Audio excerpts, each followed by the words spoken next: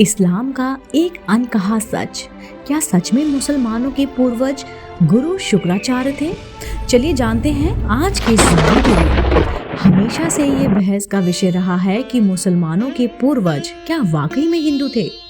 दुनिया भर के मुसलमान चाहे इस सत्य को माने या ना माने, उनके रहन सहन के तरीके, उनकी मक्का मदीना की पूजा, उनके पवित्र चिन्ह आदि उन्हें किसी तरह से हिंदू धर्म से जोड़ते ही हैं। हिंदू धर्म ग्रंथों के अनुसार असुरों के गुरु तथा महर्षि भृगु व असुर राज हिरण्यकश्यप की पुत्री दिव्या के संतान शुक्राचार्य ही मुस्लिम संप्रदाय के वास्तविक जनक थे।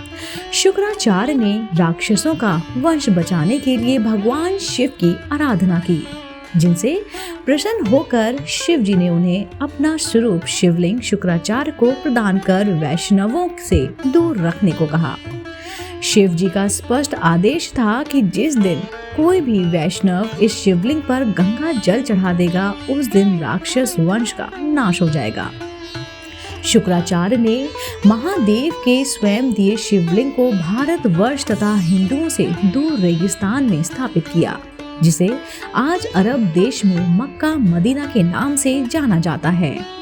यहाँ तक कि अरब देश का नाम शुक्राचार्य के पौत्र यानी कि अरब के नाम पर ही पड़ा है।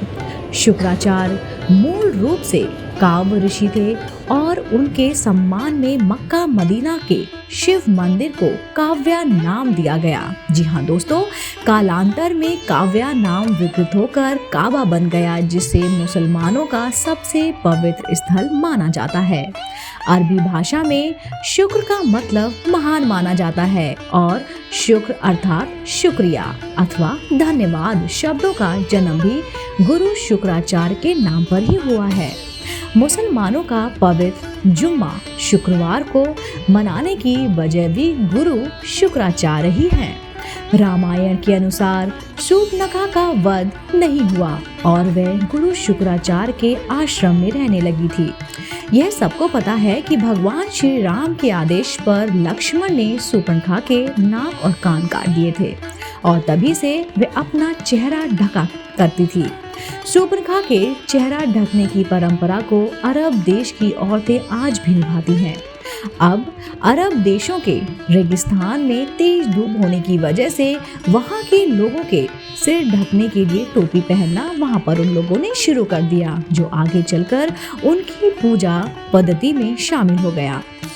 रेगिस्तान में उपजाऊ जमीन, अनाज आदि के अभाव में लोगों ने जानवरों को मारकर खाना शुरू कर दिया और इस हत्या को कुर्बानी का नाम दिया गया।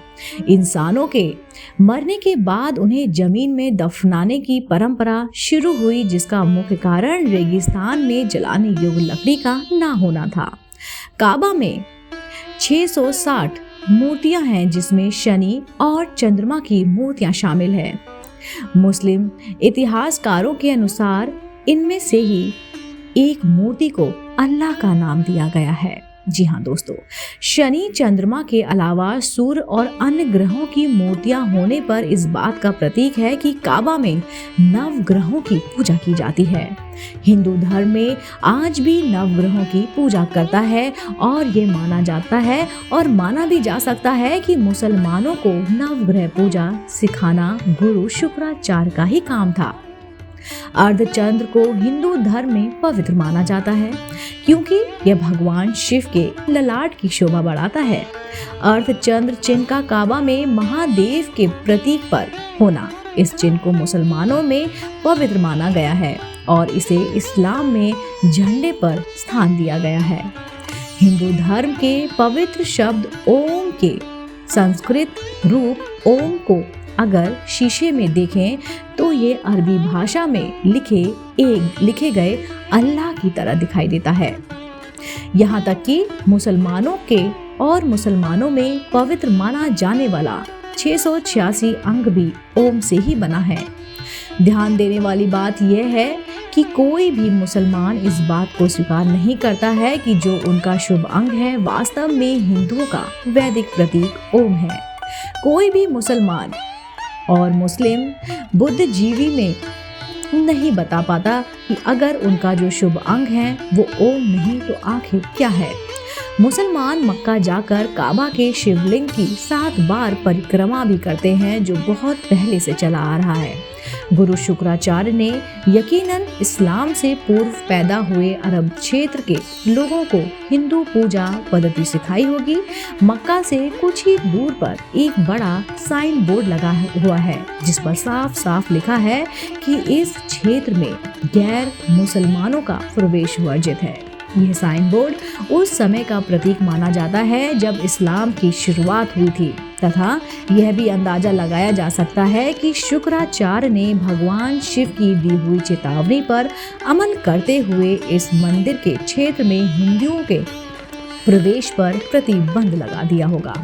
जहां भगवान शिव का मंदिर होता है वहां पवित्र गंगा नदी और पवित्र नदी का पानी पाया जाता है। हिंदू मंदिर की यह परंपरा भी काबा से जुड़ी हुई है और मंदिर के साथ ही पवित्र पानी का स्रोत भी स्थित है, जिसे यह लोग जम का पानी के नाम से जाना जाता है। दोस्तों, है ना ये हैरान कर देने वाली बातें। जो भी है, इस्लाम का ये एक अनकहा सच है। दोस्तों, अगर आपको ये जानकारी पसंद आई होगी तो आप मेरे चैनल आध्यात्मिक कहानियों को तुरंत से लाइक कीजिए, शेयर कीजिए और इसको सब्सक्राइब करना बिल्कुल ना भूलिए। और ये जानकारी अपने दोस्त और रिश्तेदारों को भी पहुंचाइए। मैं आपके समक्ष फिर से प्रस्तुत होती हूँ नई रोचक जानकारी और कहानी के साथ। आप देख रहे थे आपका अपना पसंदीदा YouTube चैनल आध्यात्मिक कहानियाँ।